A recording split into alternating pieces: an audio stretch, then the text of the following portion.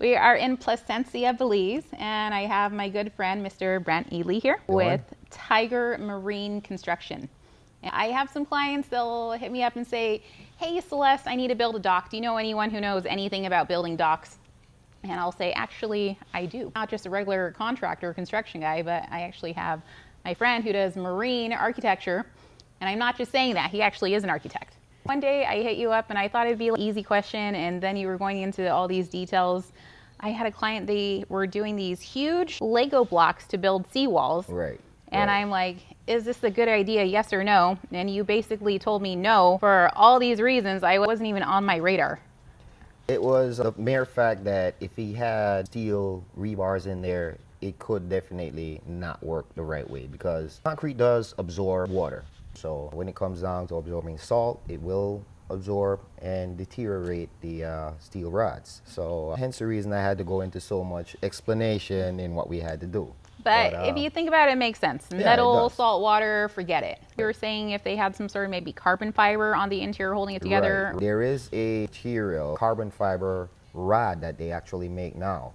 I will definitely have to get that information back to you. I can't remember the name of it, but I know it has been in the market already. And it's a carbon fiber rod that they can use. And it comes in as short as 2 feet and as long as 25 feet. But it's very solid material. Another thing that's different is when I'm talking to most builders, when I was doing construction in the States, a common word that came up was a soil test. Let's start with the soil test. And then when I was in Belize, one of my architect friends said the same thing. And I'm, oh my gosh, I haven't heard that word in Belize before, but that is a great place to start. And then similar with marine construction, you have the BROM. Right, the berm. It's new word for me. It's something where you got soil type. So berm is just referring to the soil type, different layers of soil, and what you're actually going to be facing when you're actually driving a pile in, or using the auger system, or just to know what we're going to be facing. Out here behind you, this is the Placencia Lagoon as an example of how the So out here at Placencia, you do have different layers, but predominantly you have about a foot of silt, depending on the area. The farther up you go, you might find less. The farther down you go, you might find a little bit more.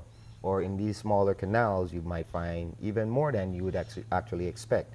But on a norm, you'd find about 8 to 12 inches of silt. After you pass that silt area, you'd actually have some solid soil.